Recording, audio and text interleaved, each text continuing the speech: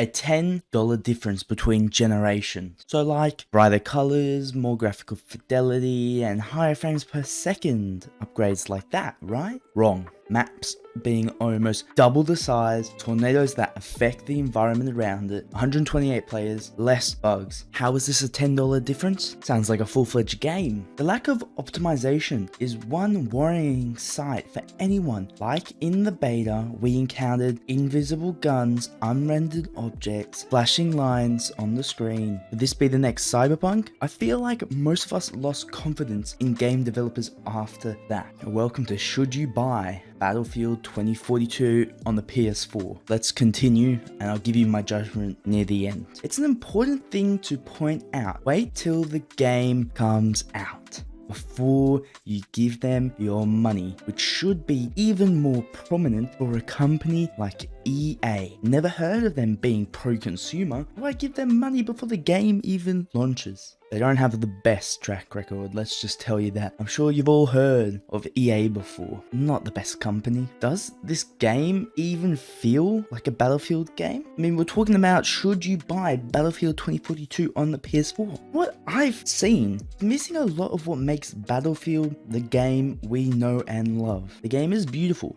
but is it pushing the bounds of graphics that DICE was so famous for? Who remembers seeing just how beautiful Battlefield 5 and Battlefront was? For all their problems, they were beautiful games. Now, I'm not saying that Battlefield 2042 is ugly, it's still very nice, but it's not exactly innovating, if that makes sense. They've just gone for a different art style. Battlefield 5, all its problems, had this revolutionary way of destruction. I mean, you could see complete villages evolve into ruins. And the fortification system was amazing and worked with the damage. Because after the buildings went down and all that damage started, could build something. It was a perfect balance, a yin and a yang. Now, it feels like we are taking a step back. By no means the game is bad, but it's not doing anything too revolutionary like other games. Like, a tornado is cool, but it feels gimmicky, and why couldn't we have different environmental features like tsunamis and earthquake? That would just make things a little better and more unique. Tornadoes are cool, but it feels tacky. There's a shit show going on with the development. I feel like they're acting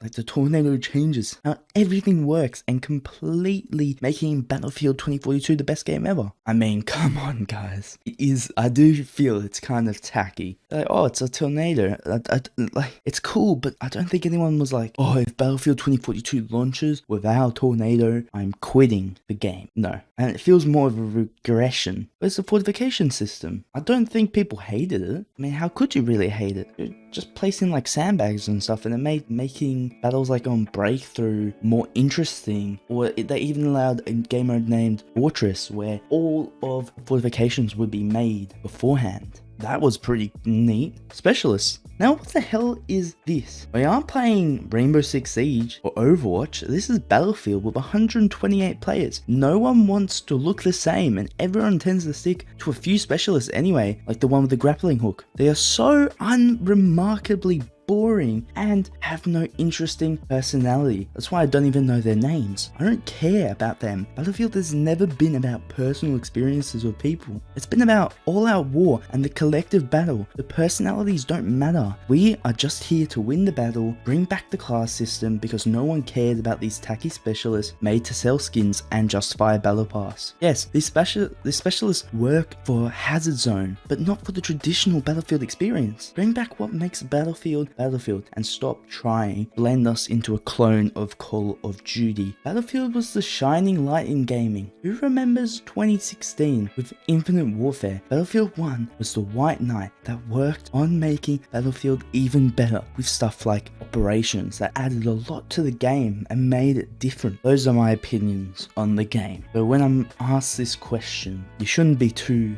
surprised as to what answer I'm going to be giving you. Let's ask it. So should you buy Battlefield 2042 on the PS4? As of now, no. Do not buy Battlefield 2042. From what we've seen from the beta, to which people have said, well, the beta is a couple months old. I don't care. This is what DICE was happy to show us. They're happy to show us a bug-ridden beta of one single map and one single game mode where they have 7 maps left and, well, one other game mode to show us. Then it is concerning because you think that they would be trying to step their best foot forward. This game is not worth $60 on the PS4. Constant bugs encountered in the beta land just the amount of content you are missing in comparison. The constant bugs encountered in the beta are extremely frustrating, and just the amount of content you are missing in comparison to the next gen version is atrocious. This game is barely scraping $40 for me. I would prefer it to be $30. But I feel $40 is more realistic for a greedy company like EA. However, there are a few exceptions to this. I can't just give a blanket statement. If you find the game to have value, then I'm not here to tell you not to get it, but at least to wait until the launch and the reviews come out. Because we honestly don't know how badly optimized the game is for PS4. It's important to at least not pre-order the game because you're incentivizing them to not make change and to lie. Remember Battlefield 5, you'd be able to drag bodies and we'd get content for years to come, but we end just under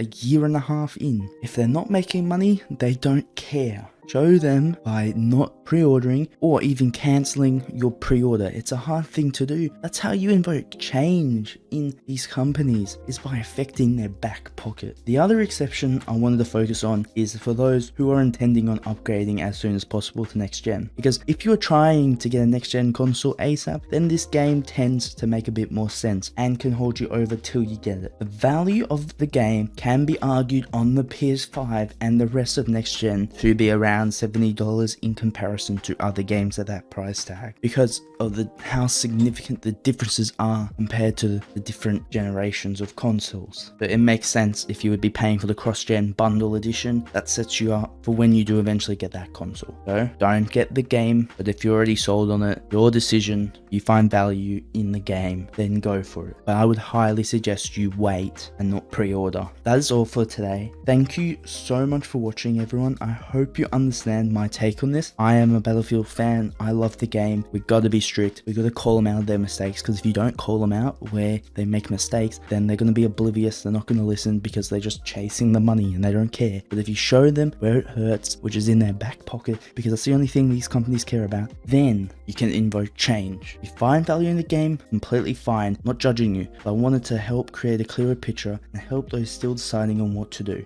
Really appreciate you guys watching. I'll see you guys next time. Peace.